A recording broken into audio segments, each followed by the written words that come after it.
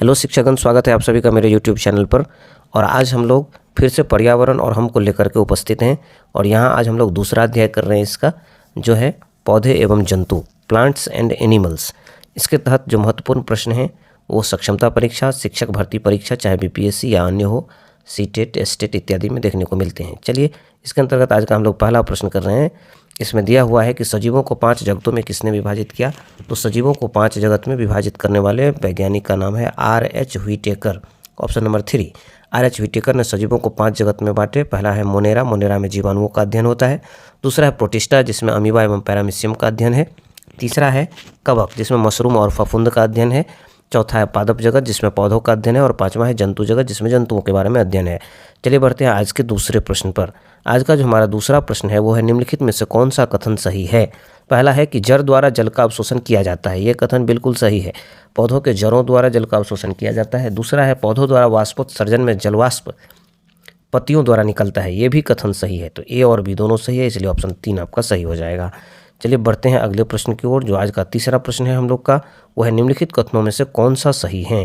पहला है निपेंथिस भारत में पाया जाने वाला पौधा है। ये कथन सही है।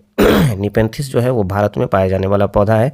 दूसरा है रेगिस्तानी ओक से स्थानीय लोग पतले पाइप डालकर पानी निकालते हैं। तो इसका अगर हम बात करें तो आपका ये भी सही है। रेगिस्तानी ओक के बीच में पाइप डाल करके लोग उसको पतले पाइप डालकर यहाँ से पानी निकालते हैं।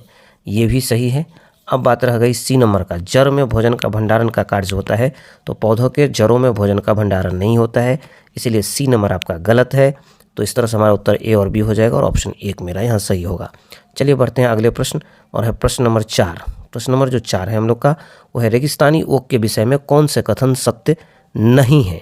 तो देखिए, इनमें से इसका ऑप्शन है रेगिस्तानी ओक के बारे में कौन सा कथन सत्य नहीं है। रेगिस्तानी ओक ऑस्ट्रेलिया में पाए जाने वाला वृक्ष है, ये कथन सत्य है। दूसरा है इसके जड़ें कम गहरी होती है, ये भी कथन सत्य है। अगला है इसके तनों से पानी निकाला जाता है, इसके तनों से पानी निकाला जाता है, ये भी कथन सत्य है। इसकी टहनियों से जड़ें निकलती है, ये कथन सही नहीं है। तो इसका 4 नंबर जो है आपका उत्तर हो जाएगा, क्योंकि इसके टहनी से जो है जड़ नहीं निकलती है। ये था रेगिस्तानी ओक के बारे में। चलिए बढ़ते हैं अगले प्रश्न की ओर। आज का जो हमारा अगला प्रश्न है वो है खेजड़ी एक छायादार वृक्ष है जिसकी छाया में बच्चे खेलना पसंद करते हैं। खेजड़ी एक छायादार वृक्ष है जिसकी छाया में बच्चे खेलना पसंद करते हैं। खेजड़ी किस प्रदेश में पाया जाता है। तो आपको बताते चलें, खेजड़ी जो है वो पाया जाता है मरुस्थलीय प्रदेश में। खेजड़ी कहाँ पाया जाता है? मरुस्थलीय प्रदेश में पाया जाता है खेजड़ी। खेजड़ी के बारे में और भी कई जानकारियाँ हैं। सबसे पहले तो आप खेजड़ी को देखिए, तो ये पाया जाता है आपको मरुस्थलीय प्रदेश में। अब जो और बातें हैं खेजड़ी के बारे में, यह जो है आपको अधिक पानी की से ज़रूरत नहीं होती है तथा इनकी फलियों की सब्जियां बनती है। इस पेड़ की छाल से दवाई बनाई जाती है और इसकी लकड़ी में कीड़े नहीं लगते हैं, इसलिए इसके लकड़ी का भी काफ़ी उपयोग है। और यह छायादार वृक्ष होता है। मरुस्थलीय में, रेगिस्तानी क्षेत्र में यह पाया जाता है। बढ़ते हैं अगले प्रश्न की ओर। आज का जो हमारा अगला प्रश्न है वह है, यह पौधे का वह भाग है जो भूमि के ऊपर रहता है। इसका रंग भूरा व हरा दोनों होते हैं। यह अवशोषित जल को पेड़ के अन्य भागों में भी पहुंचाता है। उपरोक्त कथन पौधे के किस भाग के विषय में बताता है। देखिए, जड़ के ऊपर रहता है। दूसरा, हरा भी रहता है, भूरा भी होता है। तीसरा, यह अवशोषित जल को पेड़ के अन्य भागों में पहुंचाता है। ये तो निश्चित रूप से ऊपर रहने के कारण और इतना काम करने के कारण इसका जो होगा वो पौधा का तना हो जाएगा। इसका उत्तर 6 का आपका 2 नंबर ऑप्शन सही हो जाएगा। क्या हो जाएगा? पौधे का तना। तो इसका जो हमारा ऑप्शन हो जाएगा वो हो जाएगा आपको 2 नंबर सही हो जाएगा इसमें। चलिए बढ़ते हैं, वाष्पोत्सर्जन क्या होता है। वाष्पोत्सर्जन क्या होता है? पत्तियों के द्वारा जल का वाष्प के रूप में निकलना ही तो वाष्पोत्सर्जन होता है। इसका जो है आपका हो जाएगा वाष्पोत्सर्जन क्या होता है, तो इसका उत्तर हो जाएगा पत्तियों के द्वारा जल का वाष्प के रूप में निकलना, यही क्या हो जाता है? वाष्पोत्सर्जन।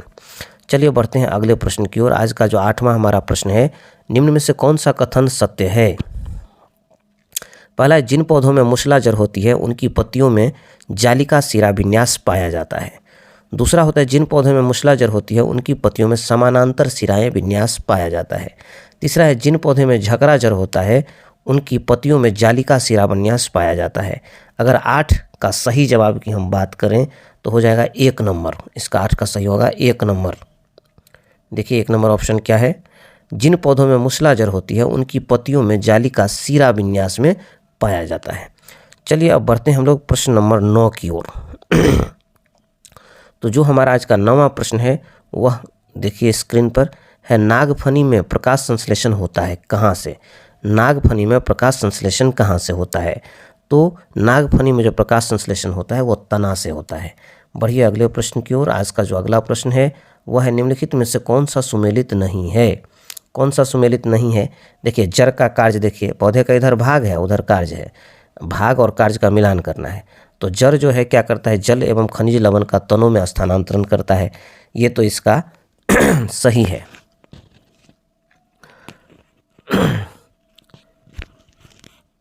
तो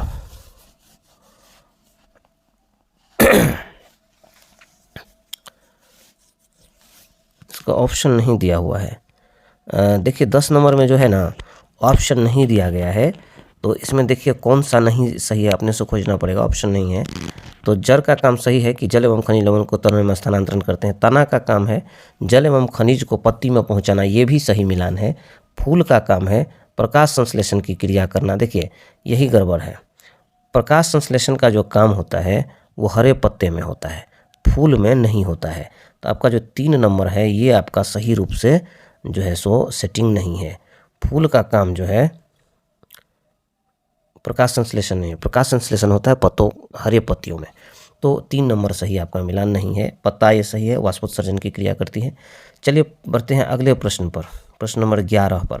निम्नलिखित को सुमेलित कीजिए, मिलान करिए। कैसे मिलान होगा? चलिए मिलान करिए।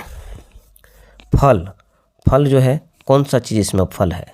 तो काजू जो है फल हो जाएगा। 1 का मिलान 2 से कर दीजिए, काजू हो जाएगा फल। उसके बाद सब्जी, सब्जी देखिए सरसों चना लौंग में से सब्जी कौन हो जाएगा?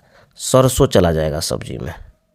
उसके बाद है अनाज, अनाज, अनाज हो जाएगा आपका चना ही अनाज में आ जाएगा, तो सी का 3 हो जाएगा। और मसाला तो लौंग आ जाएगा, मसाला में डी का 4 हो गया। इस तरह से ये मिलान हो गया आपका। तो उत्तर कौन सा हो जाएगा? 2 नंबर आपका इसमें सही होगा। चलिए बढ़ते हैं प्रश्न नंबर आगे। 12 नंबर प्रश्न पर कहता है, निम्नलिखित में से एक वृक्ष नहीं है। कौन सा वृक्ष नहीं है? पीपल, सुंदरी, कीकर, केला। देखिए यदि आप पढ़े होंगे ढंग से तो आपका उत्तर यहाँ पर डायरेक्ट मिल जाएगा। 4 नंबर केला जो है शाक में आता है, वृक्ष में नहीं आता है। केला जो है शाक में आता है, वृक्ष में नहीं आता है। और यहीं से आपका उत्तर निकल के सामने आ जाता है। यदि आप केला की बात करते हैं तो केला को रखा गया है, बता रहे हैं आपको,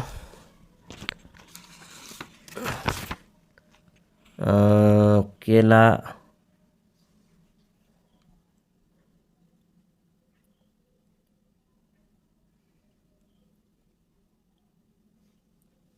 वृक्ष के अंतर्गत नहीं आते हैं। केला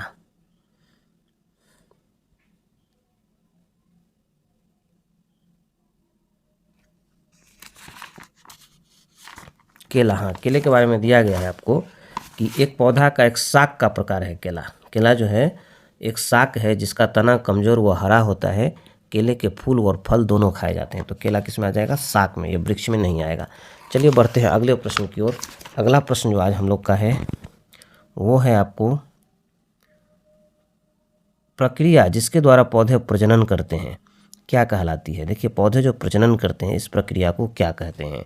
तो पौधे जो प्रजनन करते हैं इस प्रक्रिया को परागन कहा जाता है। क्या कहा जाता है? परागन। अगला प्रश्न जो है, निम्न में कौन सा सुमेलित नहीं है, मतलब मेल किसमें नहीं खाता है? देखिए गौर से देखिएगा इस 14 नंबर प्रश्न का। तो आपको शाक, मेथी जो है वो शाक है, झाड़ी में गुलाब आता है, वृक्ष में कीकर आता है, लता में धनिया नहीं आता है। तो 4 नंबर आपका सुमेलित नहीं है। चलिए आगे बढ़ते हैं। पौधों में गैसों का आदान प्रदान कैसे होता है? पौधों में गैसों का आदान प्रदान कैसे होता है? तो पौधों में गैसों का जो आदान प्रदान होता है वो होता है पत्तियों के द्वारा। पत्तियां से ही जो है सो लिया जाता है और फिर उसी से कार्बन डाइऑक्साइड को छोड़ा जाता है। अगला जो हमारा प्रश्न है वो है प्रकाश संश्लेषण क्रिया में पादपों के द्वारा वातावरण से कौन सी गैस अवशोषित की जाती है। आप जानते हैं पादप, इससे पहले प्रश्न में क्या हम गलत बोल दिए थे, पादप से कौन सा गैस अवशोषित की जाती है, तो पादप से जो अवशोषित की जाने वाली गैस है वो है आपका कार्बन डाइऑक्साइड। कार्बन डाइऑक्साइड लिया जाता है और ऑक्सीजन छोड़ा जाता है। कार्बन डाइऑक्साइड लिया जाता है पत्तियों के द्वारा और ऑक्सीजन गैस मुक्त की जाती है। चलिए बढ़ते हैं 17 नंबर प्रश्न की ओर। आज का जो हमारा 17 नंबर प्रश्न है वह है निम्नलिखित कथनों पर विचार कीजिए। ए में है लौंग व केसर फूल से प्राप्त होते हैं। बी में है केला, कद्दू व तोरई जैसे कुछ फूलों को खाया जाता है। सी नंबर है फूलों की घाटी उत्तराखंड में अवस्थित है। तो इन तीनों कथनों पर यदि आप विचार करते हैं तो यहाँ पर ए बी सी तीनों सही है। आपको सही कथन है तीनों। लौंग व केसर फूल से प्राप्त होते हैं। केला, कद्दू और तोरई जैसे कुछ फूलों को खाया जाता है। फूलों की घाटी उत्तराखंड में है, चमोली में। तो तीनों सही है और उत्तर हो जाएगा आपका 4 नंबर। इससे पहले वाले प्रश्न में जहाँ एक जगह मुझसे मिस्टेक हुई थी यहाँ बोलने में, मुझे याद भी नहीं है, पौधे गैसों का आदान प्रदान कैसे होता है, तो पत्तियों के द्वारा होता है और यहाँ से पत्तियों से क्या होता है, वो कार्बन डाइऑक्साइड को अवशोषित करते हैं और ऑक्सीजन गैस को मुक्त करते हैं। चलिए बढ़ते हैं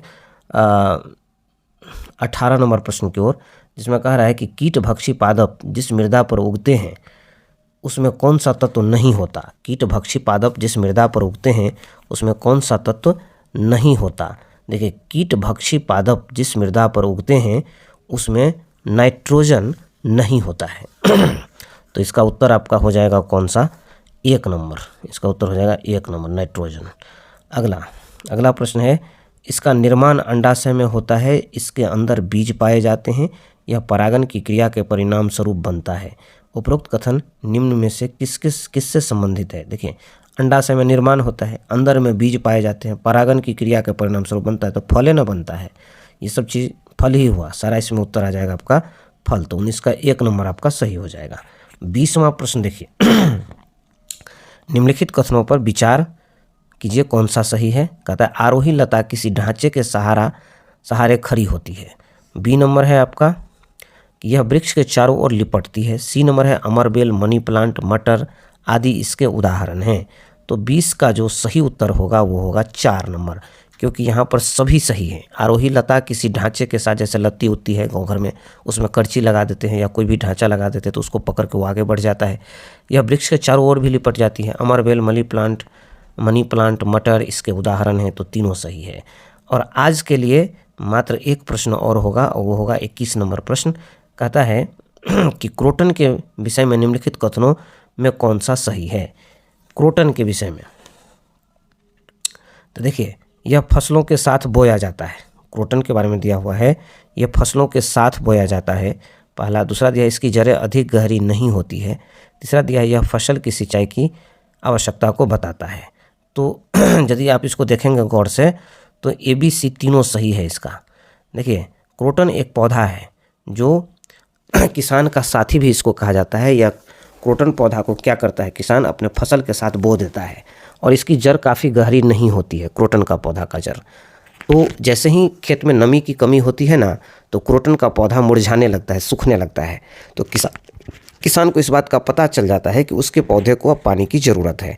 तो क्रोटन एक ऐसा पौधा है जो किसानों का साथी का काम करता है।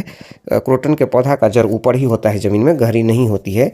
तो जैसे ही ज़मीन में पानी की कमी होती है तो क्रोटन का पौधा सूखने लगता है। इससे किसान समझ जाता है कि अब उसके फसल को पानी की ज़रूरत है। इसीलिए ABC तीनों सही है। चलिए आज 21 तक ही, इसके आगे का जो प्रश्न है उसको हम लोग अगले वीडियो में देखेंगे। तब तक के लिए शुभ रात्रि, धन्यवाद।